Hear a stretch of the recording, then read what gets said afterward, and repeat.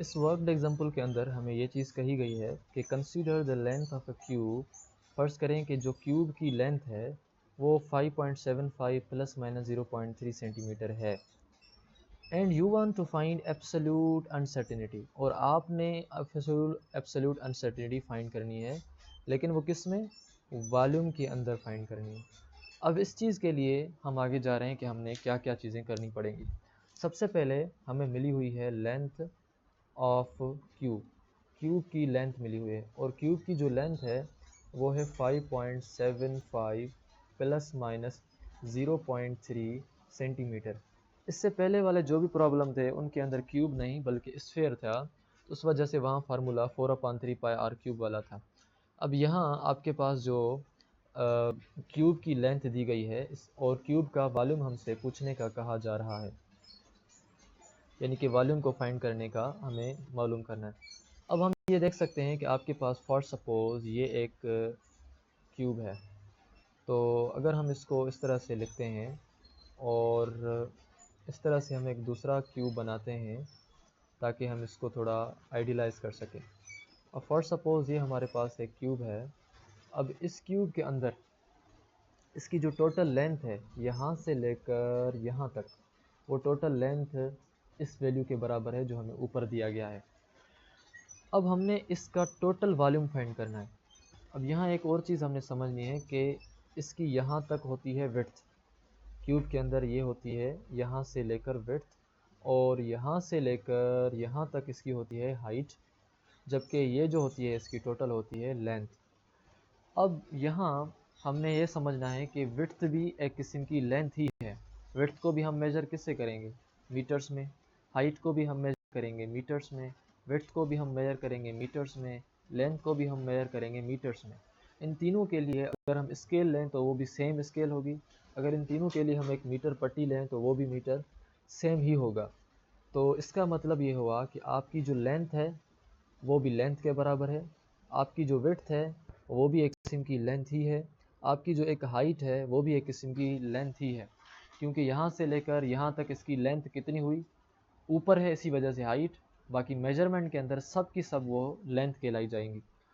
और वॉल्यूम का आपने अगर हम सॉल्यूशन के अंदर फार्मूला देखें तो वॉल्यूम का हमने फार्मूला पढ़ा है length into width into height.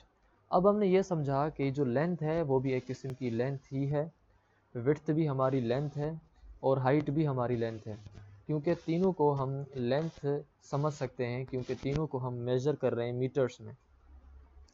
उसके बाद जब हम इन तीनों को आपस में मल्टीप्लाई करते हैं तो बेसिस सेम है, पावर्स ऐड हो जाएंगे, तो v इज इक्वल हमारे पास हो जाएगा एल क्यूब। तो वॉल्यूम जो हमारे पास या वॉल्यूम का जो हमारे पास फार्मूला मिला वो v is equal to L cube का फार्मूला मिला है। लेकिन डेटा के अंदर भी हमने ये देखना है कि हमें मिला क्या हुआ है। हमें मिला हुआ है length is equal to 5.75 plus minus 0.3 centimetre. ये जो हिस्सा है, जो पहले वाला हिस्सा है लेंथ का, ये इसका कहलाया जाएगा ओरिजिनल लेंथ। बाकी जो ये वाला हिस्सा है, इस हिस्से को कहते हैं हम जो लेंथ के अंदर चेंज आई है, जो लेंथ के अंदर अनसर्टेनिटी आई है। तो चेंज इन एल जो है वो 0.3 के बराबर है, या डेल्टा एल 0.3 के और एल 5.75 के। अब हम इनको डेटा के अंदर ये भी सेपरेट करके लिख लेंगे। एल हमारे पास बराबर है 5.7 के और जो डेल्टा एल है हमारे पास वो बराबर है 0.3 सेंटीमीटर के। हमारे पास ये तीनों जो है दोनों चीज़ें मिल गई, लेंथ और उस लेंथ के अंदर जो अनसर्टेनिटी है वो, ये अनसर्टेनिटी और ये उसका ओरिजिनल वैल्यू। अब यहाँ अगर आपने फाइंड करना है इसकी टोटल लेंथ यानी कि टोटल वॉल्यूम, तो v इज इक्वल टू आपके पास एल क्यूब होगा। एल का जो वैल्यू है यहाँ वो 5.75 है, तो वो हमने लिख दिया कि उसका जो वैल्यू है v का वो 5.75 है। और 5.75 को हम करेंगे क्यूब क्योंकि हम वॉल्यूम फाइंड करने जा रहे हैं। तो 5.75 को क्यूब का मतलब ये है कि हम उसको मल्टीप्लाई करेंगे 3 टाइम्स। तो 5.75 multiplied by 5.75 multiplied by 5.75। जब हमने 3 मरतबा मल्टीप्लाई किया तो हमें वैल्यू मिला 190.1। 190.1। अब ये जो हमें वैल्यू था सेंटीमीटर में मिला हुआ था, इसी वजह से ये वैल्यू मिलेगा हमें सेंटीमीटर क्यूब में। क्योंकि ये वॉल्यूम है। उसके बाद हमने वॉल्यूम तो इसका फाइंड कर दिया, मगर हमें ये कहा जा रहा है कि find absolute uncertainty in volume. Volume के अंदर एब्सोल्यूट अनसर्टेनिटी फाइंड करें, सिर्फ वॉल्यूम हमने नहीं फाइंड करना। तो एब्सोल्यूट अनसर्टेनिटी के लिए हमने जो चीज़ करनी होती है वो ये है कि वैल्यू को या फार्मूले को हमने करना होता है differentiate to find absolute uncertainty. अगर आपने एब्सोल्यूट अनसर्टेनिटी फाइंड करनी है तो सबसे पहला जो हमने काम होता है करना वो ये है कि आप फार्मूला लें same v is equal to L cube. उसके बाद जो दूसरा काम है कि आप इसको करेंगे डिफरेंशिएट। ये हम इंटरमीडिएट के अंदर पढ़ेंगे कि इनको डिफरेंशिएट किस तरह करना है, लेकिन यहाँ ये चीज़ समझनी है, डिफरेंशिएट के अंदर ये जो v है ये हो जाएगी change in v over v, यानी कि डेल्टा v ओवर v। अब इसको हम कहेंगे अनसर्टेनिटी। इज इक्वल टू दूसरा काम जो डिफरेंशिएशन का होता है वो ये होता है कि जो इसका पावर है वो पावर आएगा आगे, बाकी जो एल बची इस एल का हशर हम वैसे ही करेंगे जैसे हमने v का किया, change in L upon L. तो इस हिसाब से हमें जो अभी डिफरेंशिएशन के बाद फार्मूला मिला वो ये हमें मिल रहा है। अब हमने कोई चेंज इन v और v का वैल्यू तो हमने फाइंड करना है, इसी को हम एब्सोल्यूट अनसर्टेनिटी कहेंगे वॉल्यूम के अंदर। तो change in v over v is equal to 3। Delta L का हमने वैल्यू यहाँ देखा था, वो हमें मिला हुआ था 0.3, तो हमने यहाँ लिख दिया 0.3। ओवर में हमारे पास जो लेंथ का वैल्यू मिला हुआ है वो है 5.75 ये वैल्यू हमें मिला हुआ है। अब 0.3 को जब हम डिवाइड करते हैं 5.75 के साथ तो हम देखें हमें क्या मिलता है।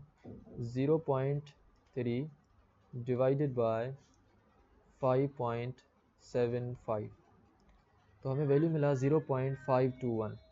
तो 0.521 जो है हमें वॉल्यूम के अंदर अनसर्टेनिटी मिली है। लेकिन अगर आपने इसकी परसेंटेज अनसर्टेनिटी फाइंड करनी है तो हमने इसको फिर 100 के साथ मल्टीप्लाई करना होगा, क्योंकि हमें ये चीज़ भी कही गई है कि आप एब्सोल्यूट अनसर्टेनिटी वॉल्यूम के अंदर फाइंड करें, तो टोटल जो उसके अंदर अनसर्टेनिटी आएगी वो वाली। अब हमारे पास ये जो वैल्यू आया है 0.521, इसको हम मल्टीप्लाई करेंगे 100 के साथ, तो delta v over v is equal to 0.521 multiplied by 100। जब हमने इसको 100 के साथ मल्टीप्लाई किया तो हमें वैल्यू मिला मल्टीप्लाइड बाय 100, तो वैल्यू मिल रहा है 5.21। अब ये जो 5.21 है ये वॉल्यूम के अंदर अनसर्टेनिटी है, change in v over v। ये किस वॉल्यूम के अंदर अनसर्टेनिटी है? जो वॉल्यूम 190.1 सेंटीमीटर क्यूब के बराबर है, उसमें इतनी गलती हो सकती है कि वैल्यू आपका ऊपर नीचे हो। लेकिन यहाँ जो आपके पास 3.521 आया वैल्यू, इस वैल्यू को हमने मल्टीप्लाई करना भी था, तो 0.5 वैल्यू को हम मल्टीप्लाई करेंगे 3 के साथ पहले। तो जब हम 0.521 को 3 के साथ मल्टीप्लाई करते हैं तो हमें वैल्यू मिलता है 521 मल्टीप्लाइड बाय 3। वैल्यू जो हमें मिलता है वो है, ओके हम अगेन करते हैं, 0.521 मल्टीप्लाइड बाय 3, तो वैल्यू हमें मिला 1.563। तो अब हमारे पास जो वैल्यू है 1.563 वैल्यू है वॉल्यूम की अनसर्टेनिटी का, जो ओरिजिनल वैल्यू है, क्योंकि इसके साथ हमने 3 मल्टीप्लाई नहीं किया था। तो 1.563 जो वैल्यू है वो अनसर्टेनिटी का वैल्यू है। ये अनसर्टेनिटी किसके अंदर है? इस वैल्यू के अंदर है। तो अब हम जो टोटल वॉल्यूम लिखेंगे वो इस तरह लिखेंगे, 190.1 प्लस माइनस 1.563। इसका मतलब ये है कि जो वॉल्यूम था 191 पॉइंट वाला, उसके अंदर इतने वैल्यू का मसला हो सकता है। ये इतना वैल्यू या ऊपर होगा या नीचे होगा, और इसी को हम कहते हैं अनसर्टेनिटी। और ये आपका वॉल्यूम हो गया एब्सोल्यूट अनसर्टेनिटी के साथ, जो 1.51 जिसके अंदर अनसर्टेनिटी है। उसके बाद हम इस प्रॉब्लम को, जो दूसरा प्रॉब्लम इसके साथ, वो हम करने जा रहे हैं।